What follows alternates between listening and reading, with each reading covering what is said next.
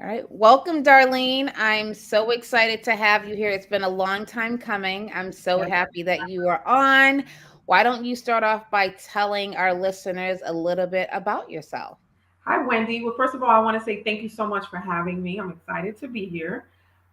Everyone, my name is Darlene Bell. I am an OR nurse by day, and I am also owner and operator of Bellevue Integrative Wellness, which is an online coaching company that serves driven women who are working on their goals and they develop a lot of stress as they also try to juggle their daily life because we know that we have so many roles that we play in everyone else's life. And so the stress that develops there, I'm the one that comes in and shows you how you can manage the stress and still achieve your goals.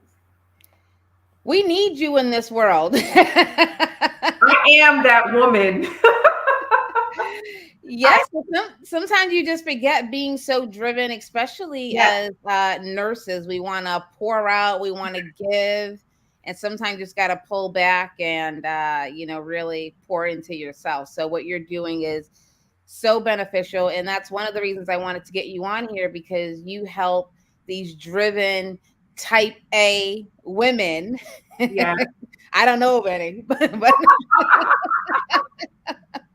really help manage stress. So we do have that in common. So tell me a little bit about what is your definition of stress? How do you define Oh stress? my goodness. Well, the funny thing is, the reason that I even came up with this concept was because of the fact, like I said, I joked about it, but it is very true that I am that woman, right? So I'm a single mother. I am a full time nurse by day. In addition to that, I started my own business, Bellevue Integrative Wellness. And not to mention the fact that I am also very important in many people's lives, such as family, relationships, friendships, all that good stuff. So I have been, or I continue to be, the one who tries to do all the things. And so what I've realized is that when you do try to do all the things, it's great, but is it really?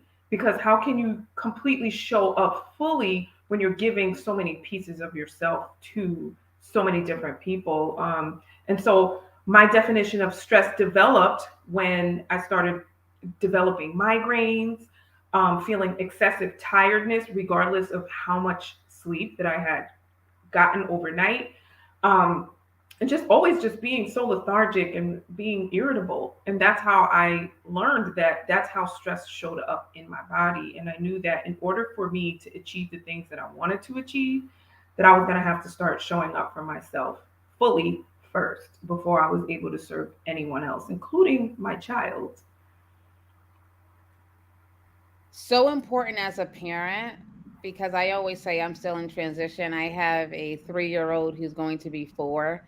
And, everybody's on me about, he's a big boy, but it's your baby. So really trying to find that balance, I guess, between, being a mom, being your own person, Darlene, Wendy, and not letting that define you. And, never mind being wife, mother, nurse, Yes. CEO, all the things. It can be very stressful.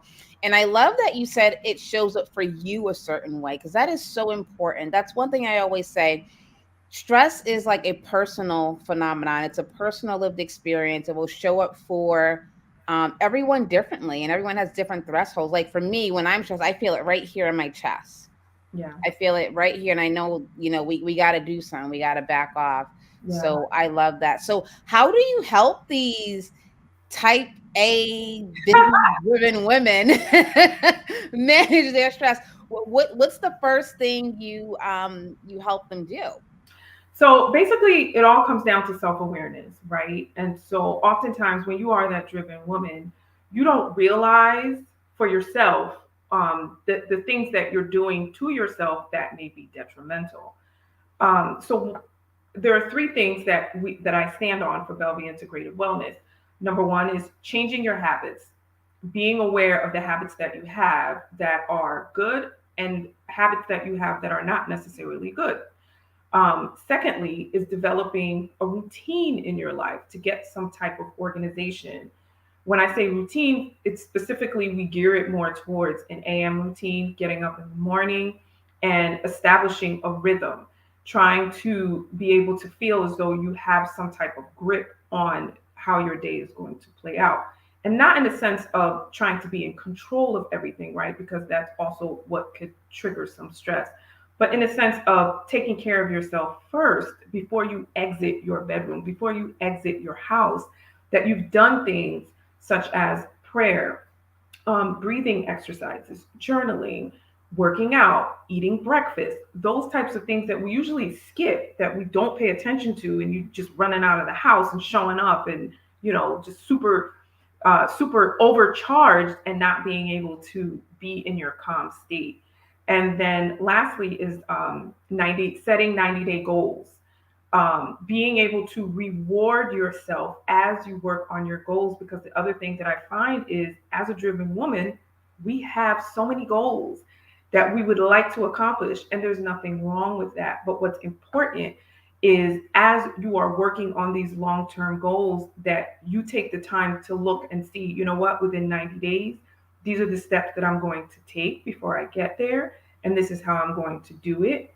And within those 90 days, to check in on yourself on a weekly basis as you set those goals and break it down, to look and see, you know what, I did that. And it gives you that pause to be able to say, I accomplished some things and it feels good. It's basically those steps are ways of rewarding yourself. And then the foundation of it all is knowing what the 8 levels of wellness are, and what your needs are within those levels of wellness, because that also changes constantly. It could be, for the past 6 months, it could be that you were in need of mental and emotional wellness, and then 6 months later it could be that you were in need of, it could be, physical wellness that was lacking, and that you need to pay attention to, because we're constantly evolving, we're constantly changing. I love that you said self awareness. So, my model is, I help people with stress management by leveraging emotional intelligence, which Yes. self awareness is the And that- foundation, is knowing self. So, knowing that you're driven, yes. and two, knowing that you need help. Yes. So, I want to kind of back up a little bit and talk about, how do women become driven? Where does that come from? Where does that need to go, go, go, accomplish, accomplish, accomplish? I want to know your perspective on it. I almost feel like, because this is something I think of often, I almost feel as though it's innate, right? It just feels as though it just becomes a natural thing that is taught, especially as African American women, right? You want to accomplish things. You want to go to school. You want to get the degrees. You want to get the certifications. And it's almost worse as a nurse, because we always want the most. And again, there's absolutely nothing wrong with that, because I love personal development so much. But the thing is that as you continue to strive and you keep going and going and going, it can just become it could become so overwhelming that you begin to lose the control of what is really important. And there's so many different shifts in that, between going and getting degrees and looking for promotions and jobs, and then looking to see, as far as your wellness, your relationships could be lacking, or like your financial wellness could be lacking. um, and we just always want to keep going and going and going. And I feel like we end up, especially as a mom, feeling guilty, a sense of guilt, um, for not being around enough, because you're putting too much attention, whether it's work or whether it's your business. um, and it's just taught. It feels like it was taught. I feel like, me personally, I've seen my mother growing up. In order to put us through school, she worked 2 jobs. It was the norm. But I also knew that it was the way that I didn't want to live. And she also said that too. If you don't want to work as much as I'm working, then you should go to school. You're gonna have to go to school. It was heavily promoted, coming from a Caribbean background. They were always like, "You're going to school." So it was second nature. So I think that, as first generation American, beginning to learn, growing up in 2 different cultures, and learning that it is great to strive for the most. But it is also great to take care of ourselves and be honest with ourselves first, before we step outside of ourselves and try to turn to other people and tell them what they may have that's wrong with them. But to look into that self awareness and to realize what it is that we're doing wrong and what we're missing. Yeah, I think you hit the nail on the head because I think we have that in common too. I come from West Indian parents as well. My parents are from Trinidad, Go, and go. they came to, the United States and worked their tails off. My mom, I remember her working 16-hour days, Yes. My, where she was a hard worker. She saved her money. So I did learn that from her. Investing and saving is so yes. important. But Yeah. she also stressed education, Yes. education, education, education. And I'm one of four, first one to go to college. And it was just a go. And, I always say this, that I always saw college as my way out, my Me ticket too. out, if that Yes. makes sense. Yes. Um, and then you just keep on going. And something else that resonated with me, what you said, is that we just want more. And, 3 years ago, almost 4 years ago, when I had my son, I was saying, oh, well, I'm going to slow down because I'm going to be a mother. Like, I always wanted to be a mother, like, I'm going to be like that mom. And then I had him, the pandemic hit, and what do? Start a business. Like, Yep. Me too. Me too. start a business. But then I say that my business is really me being aligned with purpose. Yes. And that's what this pandemic opened up for me, is being aligned with purpose and serving the world on my terms. Correct. But again, you have to pause. You have to allow yourself the time and space to hold the mirror up Yes. and figure out what is it that you want, what is it that you need, and honor self. Yes. Yes. Most definitely. So, And, so, so important. and So just what would you tell, moms, nurses, people out there who would just go, go, go? Because the system that you went through, what I heard in there is discipline. Talk to us a little bit about that. that, just like you, I started my business through quarantine and being furloughed and being a single mom and home and working for a private outpatient surgery center and thinking to myself, what am I going to do? And so I had this fear that built in me, but then it turned into this drive where I said, you know what? I'm going to figure this out. And then here comes Bellevue Integrated Wellness. So, like I said, I've always believed in personal development and getting certifications, doing those types of things. So I took off, right? And I didn't expect for it to take me to where I am today. Establishing this business has opened so many different doors. And when I started taking my coaching class, I took it with the intention of helping others because I felt that it was a natural transition for me because it was something that I had always done anyway. But lo and behold, the biggest lesson was learning about myself and learning. One of my biggest struggles was procrastination, regardless of how many things that I had achieved. Believe it or not, I had put things off where I go, oh yeah, I'll get to it, and I would get to it. But I'm sure that I took the scenic route to get to where I needed to be. So I ended up developing so much discipline, beating procrastination, like really just not putting things off any longer. And because of the fact that I got sick and tired of my own ways, I got sick and tired of my own bad habits.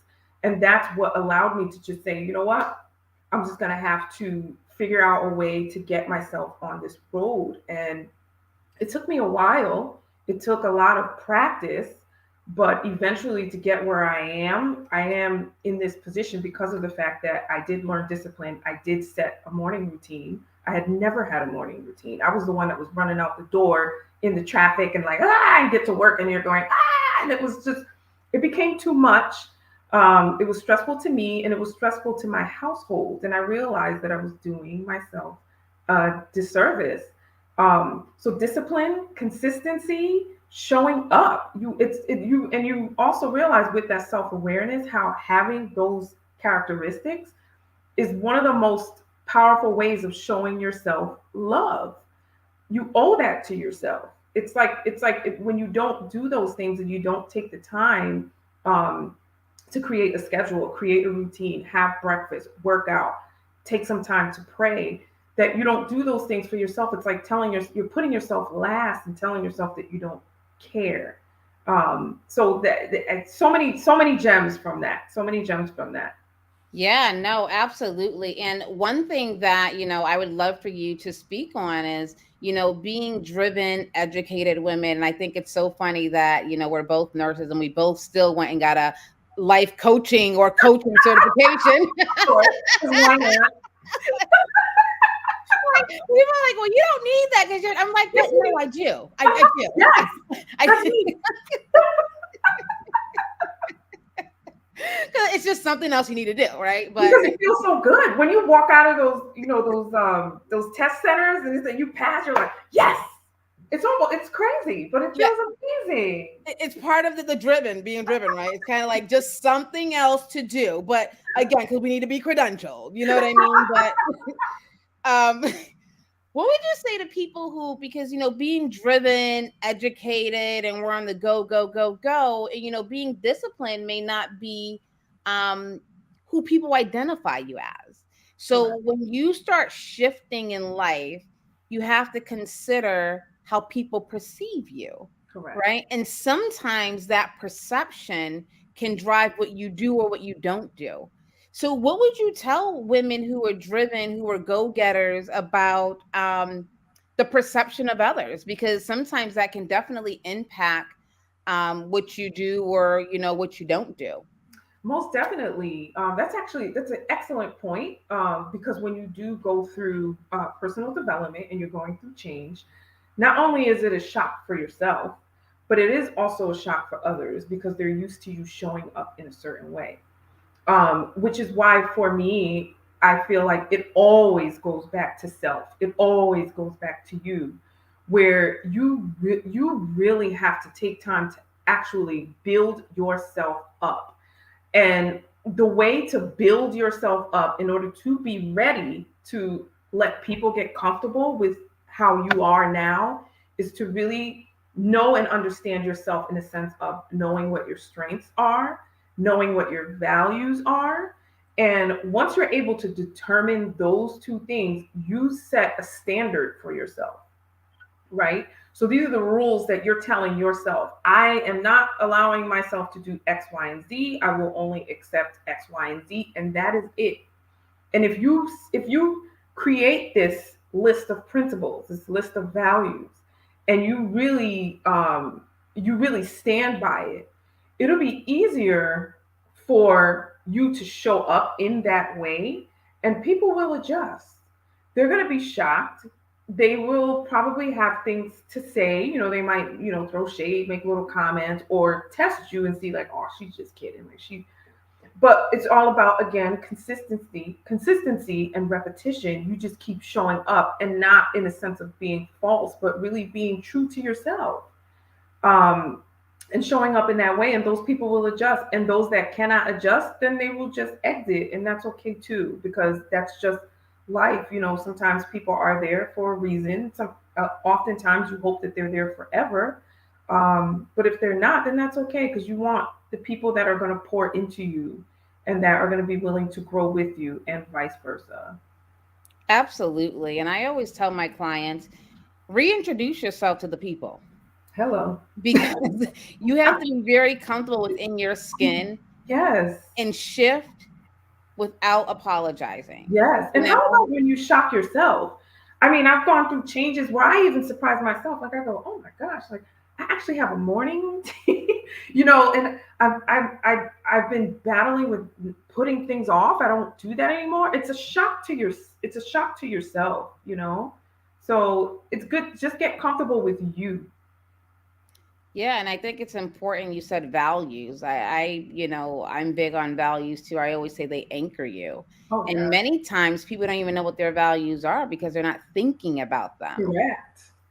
And I also let people know that you evolve. And, one thing you were saying about, routines and continuing to do it, and even like the reintroducing yourself, it's important to be able to communicate Yes. what's happening. So you're on this journey. I'm trying to do this. This is why. And what I was hearing, I didn't hear the words, but are boundaries. You're That creating too. boundaries for Yes, yourself and others correct. so you can really feed yourself what you actually need. For sure.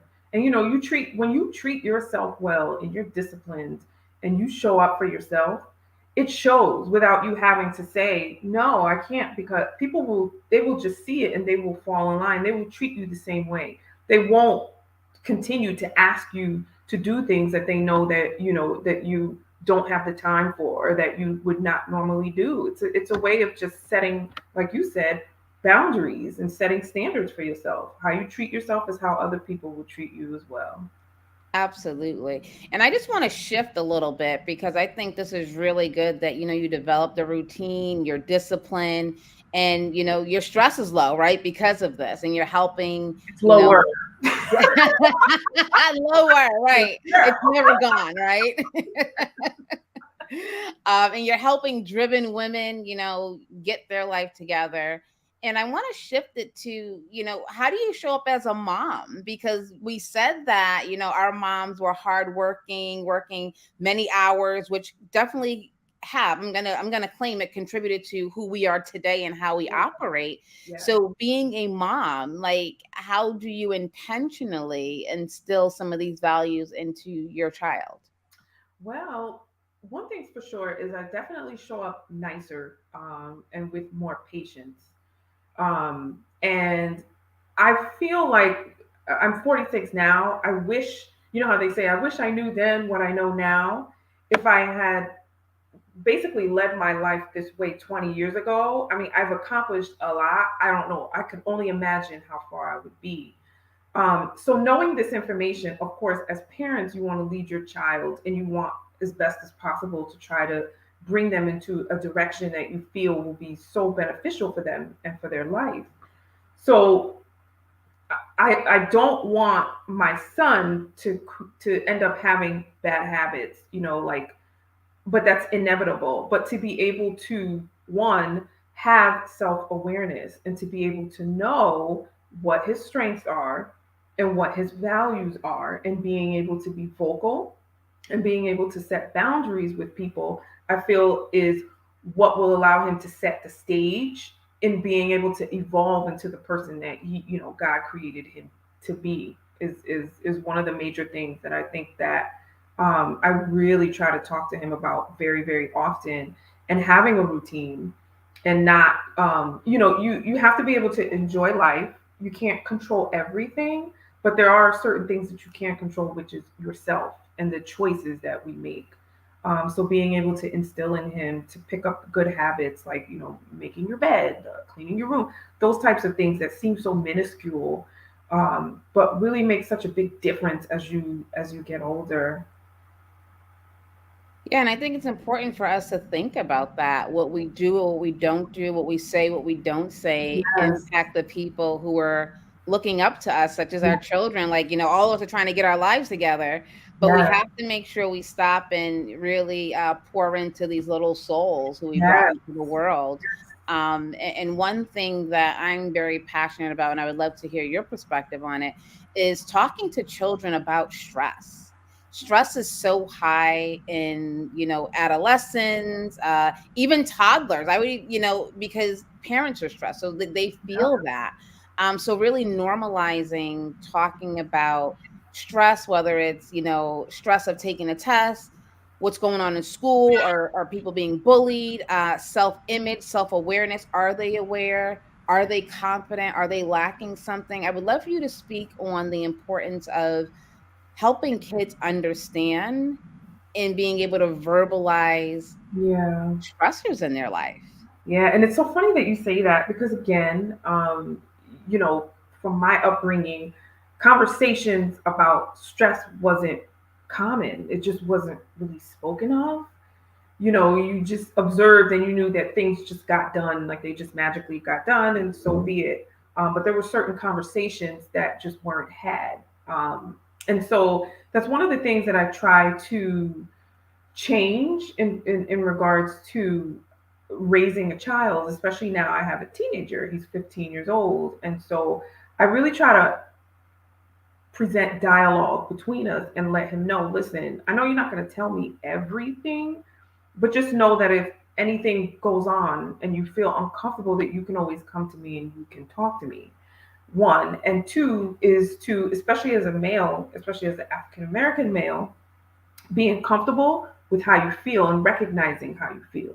Is it that you're angry? Is it that you're sad? Is it that you're hungry? You know, there are words attached to how it is that you feel. It can be challenging, of course, because he's just kind of like, I'm fine. You know, he's a teenager, so it's always, I'm fine.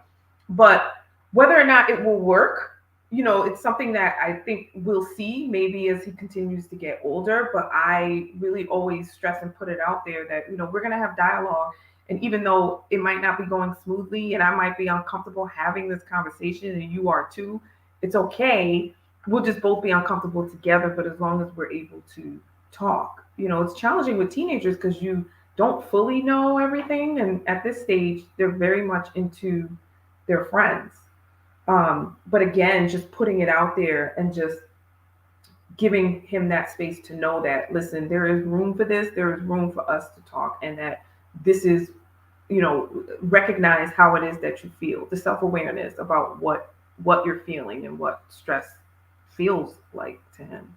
I love that. You give him the time and space and let him know you have a space here to be Yeah, yourself and really explore your emotions. And I yeah, would love to ask, as a Black mother to a Black teenage boy in America, with everything going on with police brutality that was, televised, yeah. how did that conversation go? What Well, were his thoughts on that? that was that was it's very heartbreaking because the first time we had this conversation with him, he was probably about 8 years old.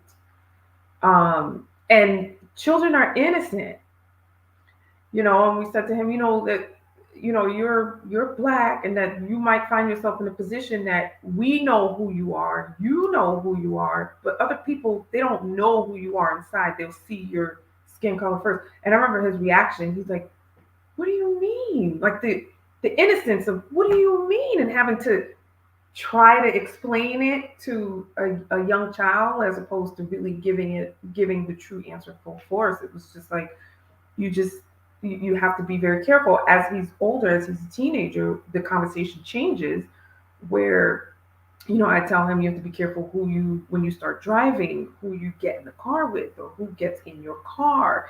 And when you get pulled over, you know, what you should or shouldn't do. Just don't do anything, you know. Just the other thing is letting him know, God forbid, if there's any type of a problem, there'd be no questions asked. Just give the phone call, and these are the people, like these are the numbers. This is who you call.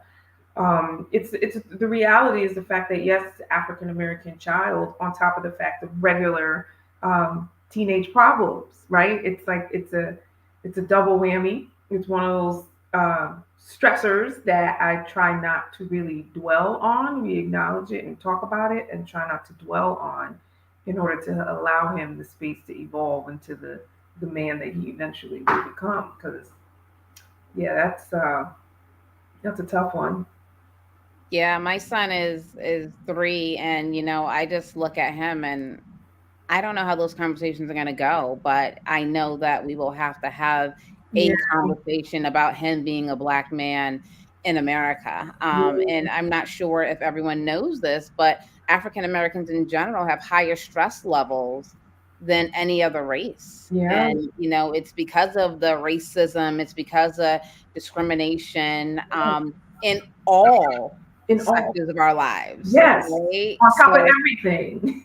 yeah, yeah, and especially, work related Oh yes. stressors, dealing with Oh yeah. not getting promoted or Yeah. having a boss or leader who you feel is discriminating against you. So it really is tough. And I think it's important for people to be aware, regardless of your race, that people deal with different things Yes. because of things outside of their control, such as color, Yeah. gender, right? Exactly. So definitely, it's important for people to be aware of that. And we kind of broached on workplace stress. What are you seeing still being in the clinical realm as an OR nurse? Are you seeing stress levels high, or are they kind of like balancing out because COVID was a thing, even though it still is a thing? What are you seeing in the hospital? I see. Currently, I work for a hospital organization, but it's freestanding outpatient surgery, but still affiliated with the hospital. But what I'm seeing is I do see stress. I see people rebounding from what they went through when COVID first appeared and there was quarantine and there was all this chaos going on. I see a lot of very unhappy nurses, to be honest with you. And the interesting thing is that I feel like some recognize their their stress and unhappiness, and some do not, because they're so accustomed to operating in that mode that it's not seen, and it shows up in the sense of treating the new people or the younger nurses in a way that is very that can be condescending and very negative. And then I see for the new nurses, new grads, as well as new employees, I see them basically feeling the impact of those types of treatment. A lot of inner conflict I see, a lot of second guessing as to their role wherever it is that they came from, and doubting that their skill. And a lot of the thing is with the new grads that's very interesting is a lot of them are jumping ship quick. Like they're quick to say, you know what, I'm not having this. Whereas you have the middle ground that go, well, let me wait and see what happens. And then you have the older generation that's like, I've been here, this is my spot, and I ain't going nowhere until I retire. So I see a lot of push and pull. And a huge part of it, I also believe, is because nurses don't realize the power of their license. And they oftentimes don't recognize their own strengths and their own values at work, which also will create space to allow a new person to come in and magically do their thing in their role as well, to give everyone space to just be and evolve in their position. So I think there's a lot of stress going on overall in the workplace for sure. Yeah, that's terrible. And, that's one of the reasons I do what I do, helping nurses and healthcare professionals manage stress, because Yeah, those older nurses need to recognize, right? I think it's personal, but this is not about them. They have to really remove themselves and their personal beliefs yeah, about the profession or the person.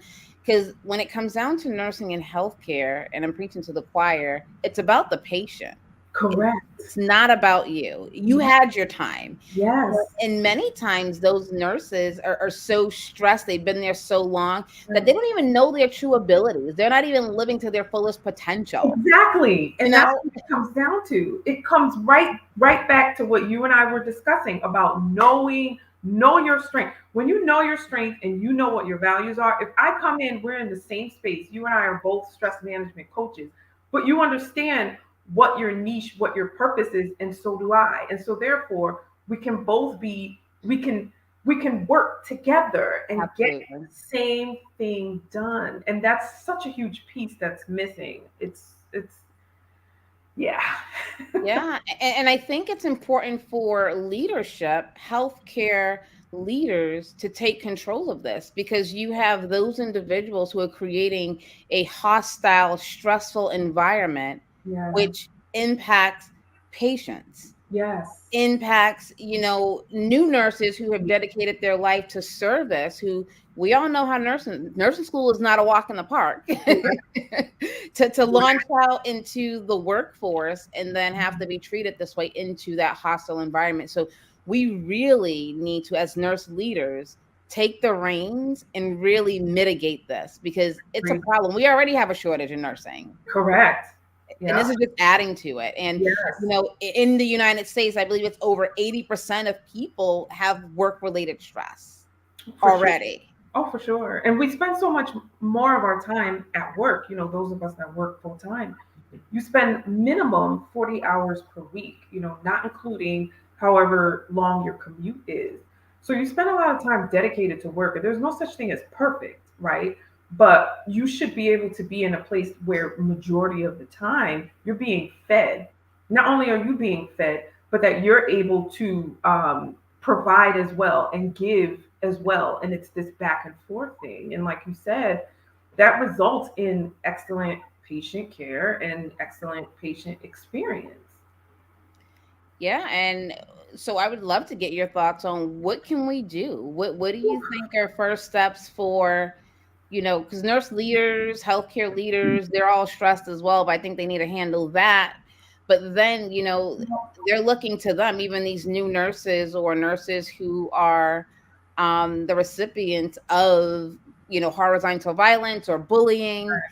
What are some things that you think, nurse leaders can do to help mitigate this issue that we all know about? Well, I think I've been a nurse for, it'll be 22 years this year. So I consider myself like in the middle. Um, so I think that in regards to those who have been in this profession longer than me, they need, I feel, and this is my opinion, I feel as though a lot of their unhappiness comes from feeling unappreciated. And who wants to feel as though they're not appreciated?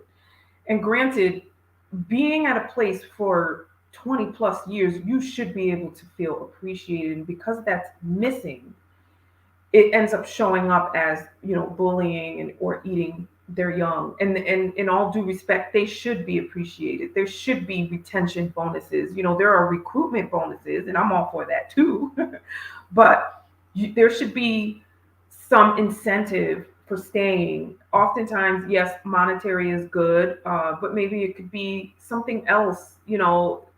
What the other else is, I'm not really sure. I'm not sure if that generation would, want to go back to school and get more credentials and all those things, which are wonderful, but they're not for everyone, right? But there should be something. Is it like extra PTO, extra vacation, something to make them feel an appreciation as they ride out into the sunset, because that's their intention, right? And then you have the new employees, or you have the new grads. And so they're all being heavily recruited, and so there's sign-on bonuses and all this stuff, which is great. And but oftentimes that could also be what I also see is those, sometimes the higher the bonus, sometimes that's a serious red flag, and that's the reality. But in order to recruit those nurses, that's one thing. But again, we go back to retention. How do you make sure that these new hires and new grads, when they come in, that they will stay more than 5 years? Because they say that now, that the most amount of time to be able to stay at a place and really feel like, you're getting paid well and that you're treated well, is to stay for 2 to 3 years. If that's going to be the new norm, that's the new norm. But how can we make it so that we have those people, that group, stay for more than 5 years? So again, you have to tap into looking into incentives in addition to monetary incentives on how to keep our nurses. What exactly is it going to take? Is it time off? Everyone's tired. Everyone's burnt out. Could be time off. Scheduling. Another big problem is that sense of not having any freedom, not being able to do what it is that you want to do, not being able to take vacation when you want to take vacation. So how can we look at it where, if a nurse decides that she wants to work 3 days, that she can work 3 days and fulfill a certain amount of hours, and then one says, no, I like 5 days. Is there a way to be able to make it help, to make it work? I know it's so much more in depth. It's not cut and dry. I know that there's so many loopholes and so many other things that are involved with it. But at the end, on both ends of the spectrum, it's really about like tapping in and trying to find a way to keep everyone. as long. Yeah, no, I definitely hear you. Appreciation is so key. And I also want nurses to know how much power they have. Yeah, And, that's one of the reasons I developed the workshop, Workplace Stress, Retain Your Power, yeah, because it can't just only fall on the leaders. correct. We are very powerful individuals, but I don't think we know how much power we have. Exactly. And if we can take back our power, so when we're stressed, our power is distributed. When we could take back our power and invest in an institution so we can make the shifts, make the changes, advocate for what we want, things would be so much better. Yeah, Because half of the time it's like, well, they never asked me. Well, did you ever tell anyone? Right. yeah, So you can initiate these things, but I just feel like sometimes, we get complacent yes, yes, into what we're doing, what we like, what we don't like, and it just becomes this routine where no one is trying to take back their power to really make the change. And the change starts with us. correct. Yeah, yeah. And then, there's that coaching piece of being the person who's been there for X amount of time. If I'm there for 2 years and someone else comes in and they're new, being able to look at each other and realize and see, I might see something in you that you're not even fully aware that you have in you, a gift that you're able to do, something that you're able to do well. You might not be able to recognize it because you haven't been in that position before. But I say, you know what, Wendy is really good at, delegating and making sure that the room runs smoothly. Let me see if I can put her in a position to be in charge or be like a clinical coordinator. And you might come and say, I don't know if I'm capable, and go, no, I think we'll be able to see. Let's test it out. And giving those new people, new grads, the space to try it out and see, and then to get that awareness for themselves to say, you know what, I did that again, right? That self appreciation, that self recognition, and then me coming in and appreciating them for what it is that they did and acknowledging it. And then what happens when that interaction happens is that person is going to do more because they felt good. One, two, they enjoyed getting the recognition for what they did. We got to feed each other. It's like this lack of feeding each other. It's more like, well, that's mine. Absolutely. And I think when we're stressed, it's hard for us to do that. Yeah, So these, legacy nurses, I like to call them, who've been there for years, have so much experience, so much to give, but they're so stressed out they can't even yeah, begin to start to coach or mentor someone. Like that's yeah. not even heard of. And not all nurses, but many Correct. nurses. Yeah, And that's why I think it's important that we address stress, workplace stress, so people can really understand their gifts, their values, be reconnected to why they're doing what they're doing, yeah, they're right? wild. Yeah, yeah, But it's very interesting, very very interesting, and I want to kind of shift our conversation a little bit and talk about how we met. You and I met. I Would you know. like to give everyone the story of how we met and how we actually got here, which I think is just so amazing because it's the vision of another nurse, right, who really put us together. Yeah. And what's crazy, we live in the same state. So my I'm like, what are the chances? But how I ended up in the same, I should say, space or path as Wendy is through Bellevue Integrative Wellness. As I was building my website, I needed to fill space. And I go, oh, there's this section that says blog. And I go, I guess I'll type something up. So I typed something up. And then a couple weeks went by and I go, let me type something up again. And so I just continued to do that. And so I always say this, right? You show up for yourself, but while you're showing up for yourself, there are actually people out there that are watching. They're watching you. And in some ways, you are definitely being some type of influence to someone. And so, Michelle Rhodes, who is also a nurse and she owns the Color of Wellness magazine, which is a magazine for African Americans, and it brings awareness to health disparities within our community. So she sends me a DM on Instagram because I had already set up an Instagram page. And she's like, would you be interested in writing for the magazine? And I go, me? Well, what? And then I go, you know what? Yes. What's the worst that could happen? And so I accepted, and that was 2022, Wendy? Yes, the 2022. I was on this panel of other amazing African American nurses with just vast background of education, I must say. And we became the executive board, and we wrote monthly articles for Color of Wellness magazines that were related to wellness. And that's how I met Wendy, who also happens to live in Connecticut. So amazing. So amazing. I think, just the color of wellness movement being the first, the number one, the only that I know of, Yeah. uh, Black magazine by Black nurses for Black communities, and, Yes. how we are just able to come together to widen the impact on individuals and meeting each other. And, I always say there's power in numbers. Oh, completely. Yeah. You do stress management, I do stress management, and I mean, there's a lot of people out here who need us, right? So it's not competition, it's collaboration to have Right. a Yeah. larger I impact. love it. But Yes. that's amazing. Can you talk about some of the articles that you wrote on some of the topics? So, and it's interesting because when I first started, I was nervous, thinking, "Oh my God, am I gonna write about?" And I go, "Oh, it's about wellness, and that's wellness is my thing. I could go on for hours about wellness." And so, I basically wrote articles that were geared towards the 8 levels of wellness. So they varied from nutritional wellness and speaking about what to eat in the springtime, environmental, which was geared towards your home and how to prepare your home for spring, how to make your home comfortable. Um, there were a couple mental health articles that were about how to decrease your stress and recognizing what stress looks like. There was relationship one that was about friendship and what friendship means.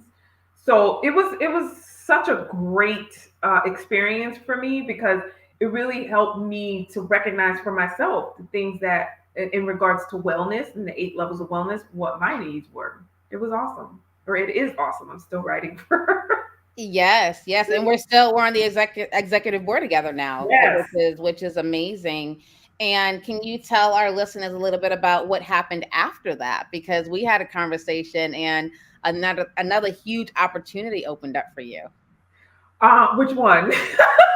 I'm Uh, like, Writing for a healthcare institution. oh my goodness, how can I possibly forget? Yeah. So not only that, but it also pushed me. I can't believe I almost forgot to say this, but it also pushed me to write my own digital product. So I wrote 2 ebooks, right, about recognizing stress, what it looks like, what stress symptoms look like, volume one, and stress ebook volume two, which is once you recognize what your stress symptoms are, how do you manage them? So that was one, and then two, it also gave me the courage to approach my organization and say, hey, because I joined the employee wellness committee, of course. Why? Because we do the most, right? And I approached them and I said, I noticed that you have a blog on the employee intranet. So do you need a contributor? And they were jumping for joy.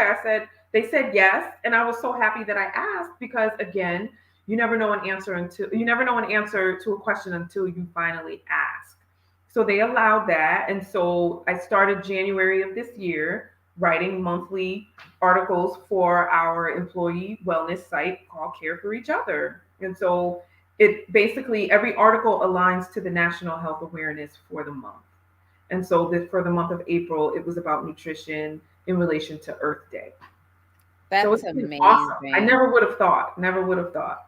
That's amazing. And I say it's amazing because all of those opportunities are just ways that you Yeah. are able to impact the world more. You're able to have just a greater impact. And us living in Connecticut and us both, focusing on stress management, we definitely need to come together Oh, for and do sure. something in this state of Connecticut. For So sure. I'm really excited Believe that. to work with you or us work together to really make and I'm all about impact. I'm all about it doesn't matter, don't do it if it's not impacting anyone. I agree.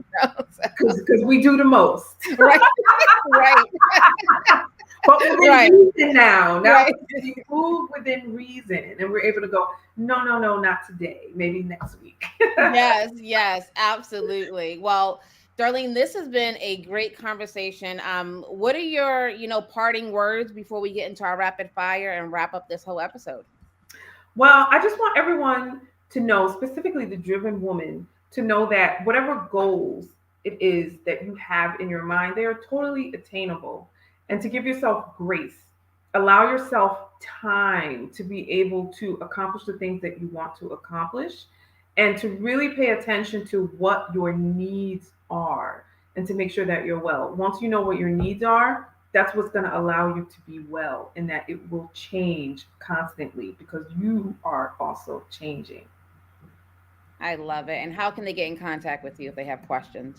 Okay, so you can reach me my email, Darlene at belviewellness.com. Also, my website, www.belviewellness.com. And I'm also on Instagram, and it's at belvie underscore integrative underscore wellness. Awesome, awesome, awesome, awesome. Well, let's get into this rapid fire before we let you get out of here. So, Okay. just let me know your first answer or first thought to the statement or question. Okay, let's go. Wellness means Knowing what my needs are. I know I'm stressed when When I want to sleep all the time. my go to stress management solution is Dancing, music. one thing I learned about myself during the pandemic is Ooh, that I needed discipline and stop procrastinating. if I can go anywhere in the world, I would go to. Um, Thailand. Mm. What is something people get wrong about you? Um, Believe it or not, that I'm not that serious because I have a huge sense of humor and high energy. So when I get serious and I put on my nurse hat, it's kind of like, well, where'd she go?